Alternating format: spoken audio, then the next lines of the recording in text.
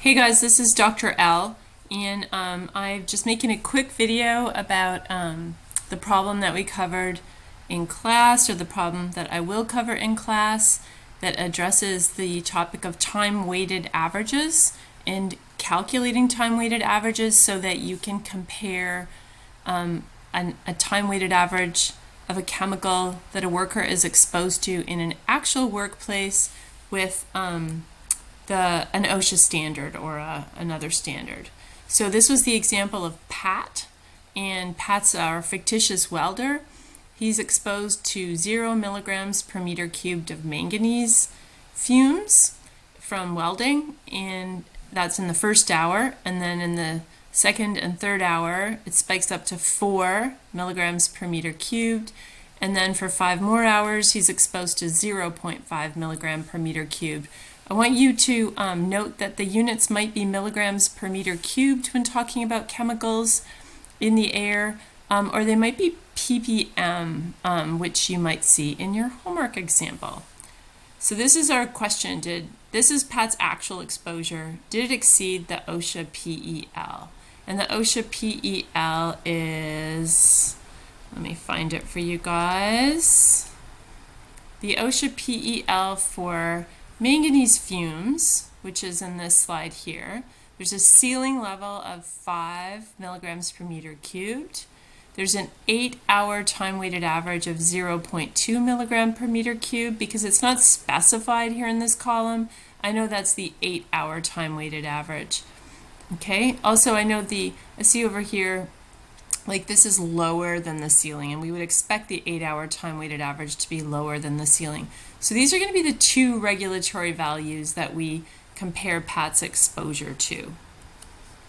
So the question is, did Pat's exposure violate the standards? Okay, and I'm going to show you how we calculate this. So a time-weighted average is determined by taking a concentration times the time that that concentration persists. So C1 times T1.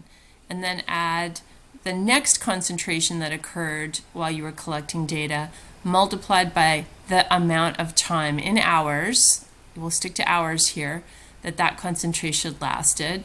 And then this means like you keep going with this general idea so that you are taking each increment of time where there was a different concentration, a different exposure, multiplying by the time that situation persisted for or existed, and then adding them all up.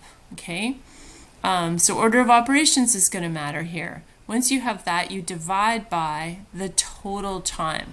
So here we've got 3 increments because that's what the data showed us. There's an increment of time that's an hour long where Pat's exposed to 0 milligrams per meter cubed. There's an increment of time that is 2 hours long where Pat's exposed to 4 milligrams per meter cubed. And then an increment of time of 5 hours long where he's exposed to 0.5 milligrams per meter cubed. So C1 is 0, C2 is 4, C3 is 0.5. And the times for each of those are 1, 2, and 5 hours respectively. So let's solve that. One way to do that solution is to set it up in a table format here. So I laid out the 3 concentrations and their relevant times in rows: 1 hour at 0, 2 hours at 4, 5 hours at 0.5, and the units are milligram per meter cubed here. I multiplied them through, including the units. So 1 times 0 is 0. The units are the concentration multiplied by hour as a unit. Nothing goes away there. 2 hours times 4, that gives us 8, and the same units. 5 hours times 0.5, that gives us 2.5, and the units are milligrams per meter cubed. That would be like adding up C1, T1, C2, T2, C3, T3, adding or multiplying them all through and then summing them. That gets us the numerator for that equation I just showed you. The total time is 1 hour plus 2 hours plus 5 hours, which happens to be 8 hours here. Now I want to point out that if Pat had worked a 9-hour shift, and let's just say instead of 5 we had the number 6 here, then we would still use it. It would be 6 hours times 0.5. That would give us 3 milligrams per meter cubed hours, and then that would factor into the sum. So what we're going to get at the end of this is a time-weighted average, and it's going to be in units of milligrams per meter cubed, or whatever the concentration unit is, because the hours are going to go away when we do that division. So here we see it. We had the sum of the concentrations times the time increments that they lasted for in units of concentration times hours, divided by the summed amount of time that Pat worked. The hour units go away, and then we just have the simple math of 10.5 divided by 8, which gives us 1.31.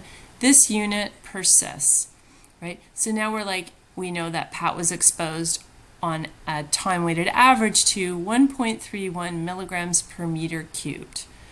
And so his actual was that, and it is greater than the OSHA PEL, the OSHA 8-hour time-weighted average. It's less than the ceiling, but it's greater than the 8-hour time-weighted average. So that is a violation. That is a problem. So this kind of calculation it might look like a lot, but really it comes down to just using an equation carefully, solving things, using your orders of operations, and then understanding what's happening to units, and at the end getting an actual number and comparing it to a regulatory standard. And this is the kind of thing safety professionals have to do all the time. So I worked this example in class. Hopefully this helps, and I will see you soon.